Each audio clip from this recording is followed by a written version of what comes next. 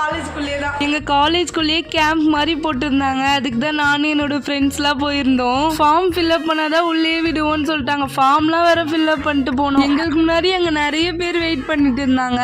என்னோட ஃபாலோவர் தான் கியூட்டா ஹாய் காட்டிட்டு இருக்காங்க. அப்புறம் வெயிட் செக் பண்ணிட்டு ஒரு ஃபார்ம் ஃபில்அப் பண்ணிட்டு மறுபடியும் போய் பிளட் செக்அப் தான் உட்காந்துட்டு இருந்தோம். இவளுக்கு பிளட் கொடுக்கணும்னு இருக்கு. ஆனா ஒரு பக்கம் பயந்துட்டு இருந்தா ரொம்பவே. அன்பார்ச்சுனேட்லி அவர் ரீசெண்டா டாட்டூ போட்டதுனால அவர் பிளட் கொடுக்க கூடாதுன்னு சொல்லிட்டாங்க.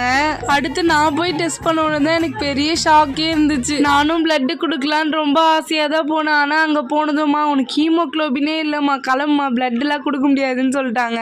இவங்க கிட்ட வந்து சொன்னா பிளட் குத்துட்டு தானே போய் சொல்லாதுன்னு சொல்றாங்க. சரி மனசாதலுக்கு ஒரு ஐஸ்கிரீம் வாங்கிட்டு கிளாஸ்க்கு போயிட்டோம். என்னோட ஃப்ரெண்டோட சந்தோஷத்தை கொஞ்சம் பார்த்துட்டு போங்க. உனக்கு ஒரே சந்தோஷமா இருக்குல்ல?